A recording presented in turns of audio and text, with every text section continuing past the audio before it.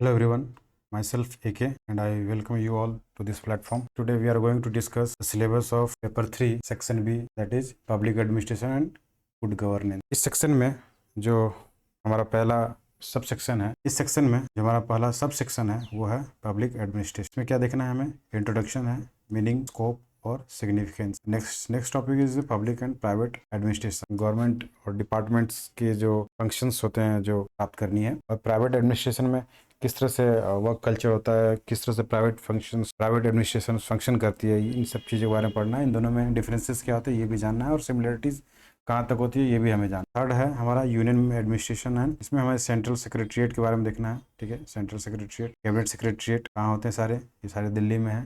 ठीक है, prime minister office हो गया ना, फिर प्लानिंग कमीशन हो गया, फाइनेंस कमीशन हो गया। Finance commission is important. मुझे बताइए फाइनेंस कमीशन किस आर्टिकल के अंतर्गत में आता है। ठीक है, आप मुझे बताइए। और प्लानिंग कमीशंस क्या स्टिल अभी सरवाइव कर रही है या उसके जगह पे कोई और ऑर्गेनाइजेशन ने फॉर्म किया है या अदर ऑर्गेनाइजेशन की स्टैब्लिशमेंट की गई है, मुझे ये भी कमेंट सेक्शन में बताइए। और फोर्थ सब टॉपिक इज स्टेट एडमिनिस्ट्रेशन। ठीक है, स्टेट एडमिनिस्ट्रेशन में हमारा आता है state secretariat, chief secretary, chief minister of. ठीक है, जो हाईएस्ट परमानेंट एग्जीक्यूटिव होते हैं वो चीफ सेक्रेटरी होते हैं स्टेट में। ठीक है, तो इसके ये इनके बारे में हमें जानना है। स्टेट सेक्रेटरीट क्या होता है, इसे हिंदी में हम लोग राज्य सचिवालय बोलते हैं। ठीक है, तो इसके बारे में हमें जानकारी लेनी है। थर्ड टाइप ऑफ एडमिनिस्ट्रेशन आता है डिस्ट्रिक्ट एडमिनिस्ट्रेशन। ठीक है, डिस्ट्रिक्ट एडमिनिस्ट्रेशन में है हमें क्या क्या पढ़ना है। डिस्ट्रिक्ट एडमिनिस्ट्रेशन में हमें ओरिजिन पढ़नी है, development of the office, the district magistrate and collector, changing role of the district collector, impact of the separation of judiciary और district administration, ये सारी चीज़ें हमें पढ़ना है। रोल क्या है डिस्ट्रिक्ट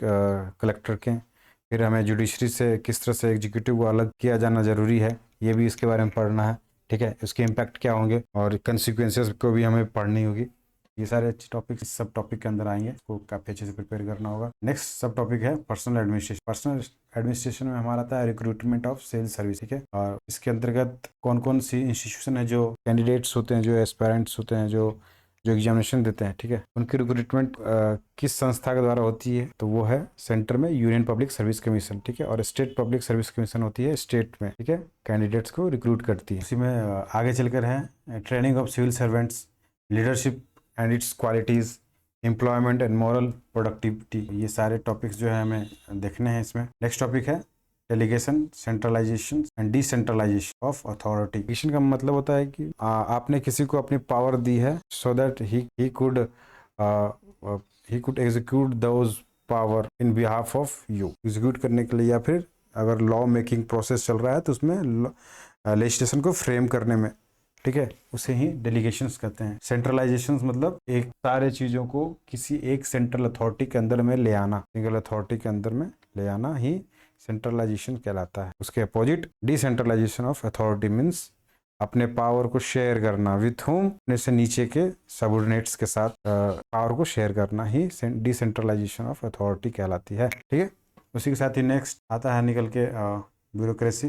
ठीक है, ब्यूरोक्रेसी में हमें पढ़नी है ओरिजिन, इसकी ओरिजिन कहाँ से हुई, merits and demerits, role of bureaucracy in policy formulation and its implementation. ठीक है, nexus between bureaucracy and political executive, ये काफ़ी इंपॉर्टेंट टॉपिक है। ठीक है, हेयर एंड देयर हमेशा ही न्यूज़ में या फिर डिफरेंट पीसीएस एग्जामिनेशन में ये क्वेश्चंस आते रहते हैं। यूपीएससी ने भी कई बार क्वेश्चन पूछा है, इसलिए काफ़ी अच्छे से प्रिपेयर करना बहुत ही इंपॉर्टेंट है। अभी तक जेपीएससी ने क्वेश्चन तो नहीं पूछा है इन पे, सिंपल ब्यूरोक्रेसी पे क्वेश्चन पूछे हैं, बट के अंदर ये सब टॉपिक पर अभी तक उन्होंने क्वेश्चन नहीं पूछे। इस टॉपिक को प्रिपेयर करना काफ़ी इंपॉर्टेंट। आगे हम लोग बात करेंगे इसी के सब टॉपिक की, जर्नलिस्ट वर्सेस स्पेशलिस्ट। जर्नलिस्ट मतलब सभी के बारे में थोड़ी थोड़ी नॉलेज पता हो, ठीक है, उसे जर्नलिस्ट बोलते हैं। और स्पेशलिस्ट मतलब किसी एक के बारे में ही बहुत अच्छे से पता होना, नॉलेज होना, ठीक है, इन्फॉर्मेशन प्राप्त होना, ये स्पेशलिस्ट की कैरेक्टरिस्टिक है। ठीक है, तो ये दोनों के बीच के फर्क को जानना जरूरी है। ठीक है, उसके साथ नेक्स्ट सब टॉपिक निकल के आता है वो है डेवलपमेंट एडमिनिस्ट्रेशन। ठीक है, इसको भी देखेंगे हम लोग आगे चलकर।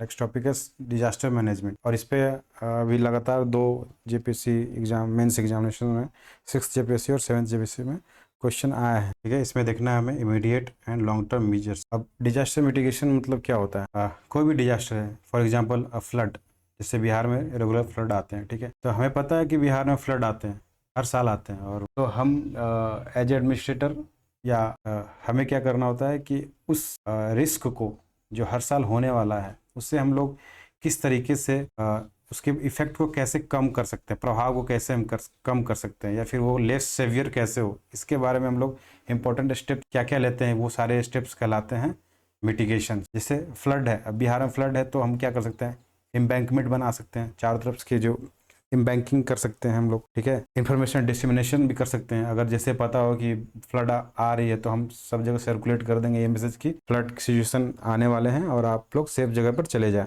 ठीक है, हायर प्लेसेस पे चले जाएं, अपने नेटिव प्लेस को छोड़ के जो जो भी फ्लड प्रोन एरिया में रिसाइड करते हैं।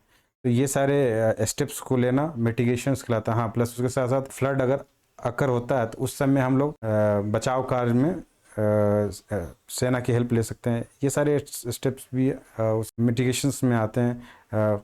फूड पैकेज प्रोवाइड करना, ठीक है, सेफली लोगों को फ्लड प्रोन एरिया से निकालना, ये सारे तरीके जो होते हैं disaster mitigations. Long term solutions क्या हो सकता है किसी भी डिजास्टर के मिटिगेशंस में, ठीक है। तो इन सारे चीज़ों के बारे में हमें पढ़ना होगा, ठीक है। नेक्स्ट सब टॉपिक निकल के आता है गुड गवर्नेंस। ये काफ़ी इंपॉर्टेंट टॉपिक है और देखिए अपने अंदर बहुत सारे सब टॉपिक को कंटेंस किए हुए हैं, ठीक है।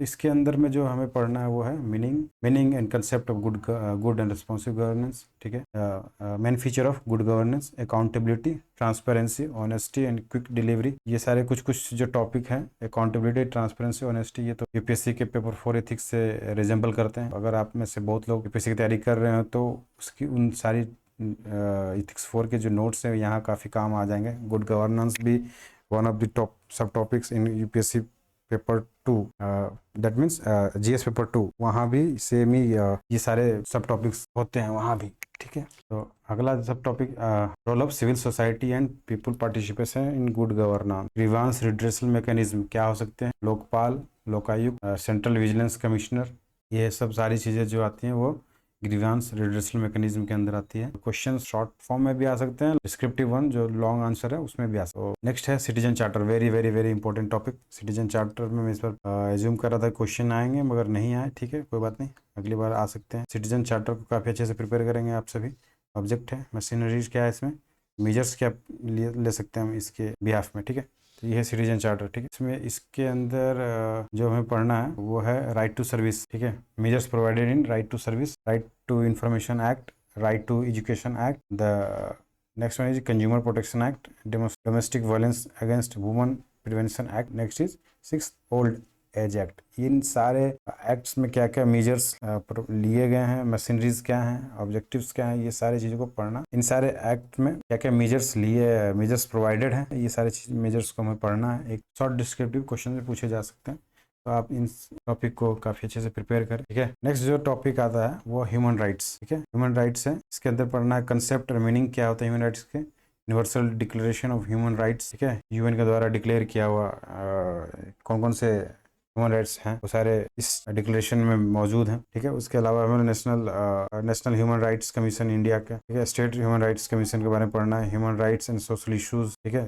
अब देखिए human rights and social issues ये अपने आप में ही बहुत बड़ा टॉपिक। अभी तक जेपीएससी ने कभी भी करंट अफेयर्स बेस्ड क्वेश्चन नहीं पूछा है, बट ये दो टॉपिक ऐसा है जो करंट बेस्ड हो सकता है, ठीक है। दो वर्ड्स जो है human rights and social issues, इन पे काफ़ी अच्छे अच्छे क्वेश्चन बनाए जा सकते हैं, पूछे जा सकते हैं। तो इनका स्कोप जो है काफ़ी बड़ा है और अगर क्वेश्चन आते हैं तो कोई ब्लेम नहीं कर सकता है कि क्वेश्चन जो है आउट ऑफ सिलेबस है, मगर ठीक है। देखिए इश्यूज जुड़ा हुआ है नाम, सोशल इश्यूज तो बहुत सारी चीज़, उस पर क्वेश्चन आ सकता है। अनटचेबिलिटी भी one kind of social issues है, ठीक है। माल न्यूट्रिशन भी one of the social issues है, ठीक है। पॉवर्टी हो गया, आपको इलिटरेसी हो गया, ये सब चीज़ हो गया, हाइजीन हो गया, सैनिटेशन हो गया, ठीक है। ये सारे टॉपिक्स, हेल्थ हो गया, ये सारे टॉपिक्स जो है सोशल इश्यूज में आते हैं। तो ये टॉपिक जो अपने आप में बहुत ज़्यादा बड़ा है, ठीक है, और इस पर कभी भी किसी भी फॉर्म में क्वेश्चन पूछे जा सकते हैं। सो यूपीएससी और जेपीएससी इस पर क्वेश्चन जरूर पूछेगी आगे। जब यूपीएससी जैसे भी आगे इवॉल्व करेगी उसके साथ ही इसके क्वेश्चन आस्किंग पैटर्न भी इवॉल्व होंगे और उस समय हमें ये टॉपिक्स काफ़ी इम्पोर्टेंट नज़र आएंगे। इसलिए इन्हें आप अच्छे से पढ़ें और थोड़ा बहुत हो सके तो यूपीएससी से रिलेटेड क्वेश्चंस को भी देखना स्टार्ट कर दें, ठीक है। यूपीएससी जो सोशल इश्यूज पे क्वेश्चन पूछते हैं उनको भी देखें, इससे आइडिया लें। Next topic is human rights and terrorism. अब देखिए टेररिज्म ये टॉपिक इंटरनल सिक्योरिटी के अंतर्गत आता है यूपीएससी में, ठीक है।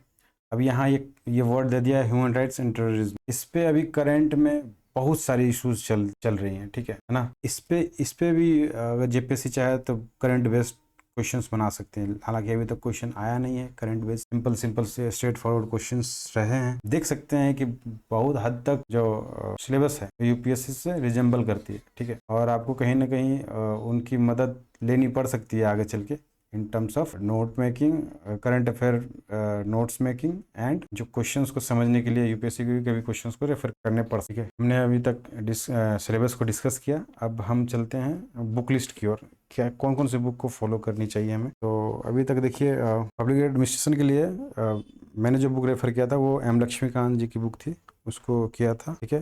उसको किया था। फिर डिजास्टर मैनेजमेंट के लिए मैंने एनसीईआरटी 11 ज्योग्राफी जो है वो उससे कुछ देखा था। फिर मैंने कुछ नोट्स प्रिपेयर किए थे डिजास्टर मैनेजमेंट के लिए। मैं जो रेफर करूंगा वो एनसीईआरटी 11 ज्योग्राफी, और उसके अलावा एनआईओएस की सीनियर सेकेंडरी एनवायरनमेंट मॉड्यूल आता है, ठीक है। एनवायरनमेंट मॉड्यूल में भी आप जाके वहाँ से डाउनलोड कर सकते हैं।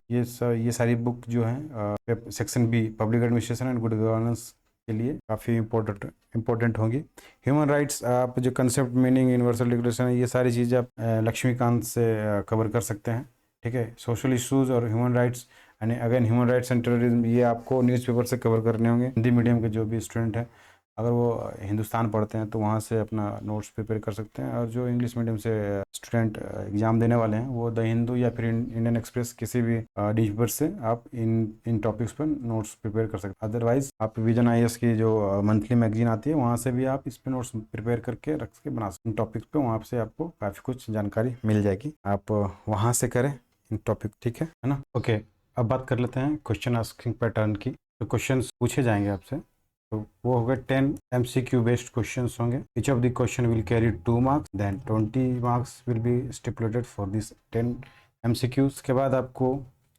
4 क्वेश्चंस में से आपको 2 क्वेश्चंस लिखने होंगे, ठीक है। डिस्क्रिप्टिव टाइप्स आंसर आपको लिखनी होंगी।